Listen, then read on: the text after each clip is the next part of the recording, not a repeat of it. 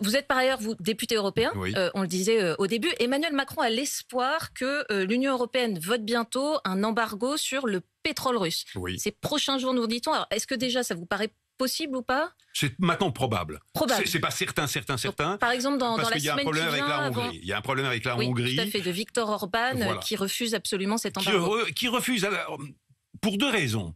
D'une part, parce qu'il a une connivence avec Vladimir Poutine, qui est parfaitement scandaleuse et totalement honteuse. Mais d'autre part, une vraie raison. C'est que son pays dépend des approvisionnements pétroliers, je ne sais pas à quel pourcentage, mais un pourcentage extraordinairement élevé. Et il n'a pas de possibilité de se raccorder à des circuits d'approvisionnement autres, et notamment européens. Donc il dit, écoutez, si je participe à un embargo sur le pétrole, mon pays n'a plus de pétrole. Trouvez-moi une solution.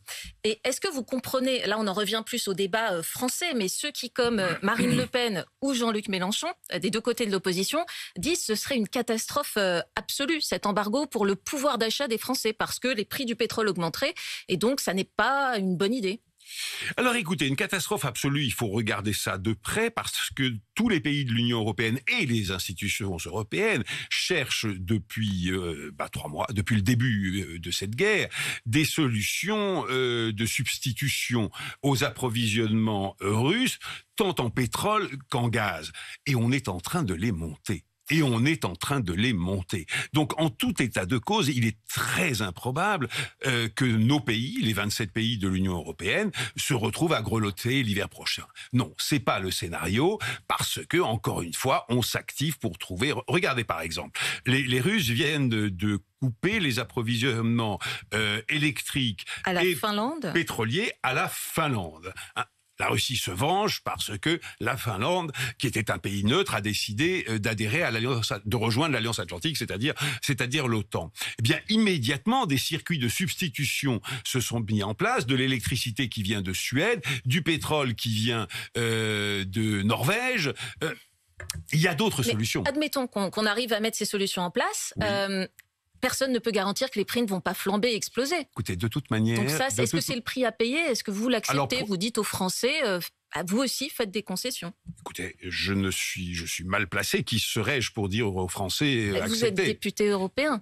D'accord, mais je ne suis pas là pour dire aux Français acceptez. Je suis là pour dire, écoutez, voilà mon analyse de la situation à laquelle vous adhérez ou vous n'adhérez pas. Alors effectivement, je pense que si nous n'acceptions pas, nous les Européens, de faire des sacrifices, notamment avec les sanctions, parce que quand on sanctionne la Russie, nous nous auto-sanctionnons en même temps. C'est vrai, c'est absolument évident.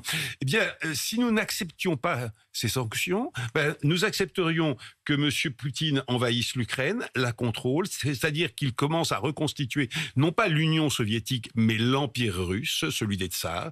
Et il faut se souvenir que dans cet empire, que faisait partie de cet empire la Pologne, la Finlande, les pays baltes, des pays qui sont des démocraties, qui appartiennent tous à l'Union européenne et tous, virtuellement parlant, la Finlande ce sera pour demain ou après-demain, à l'Alliance Atlantique.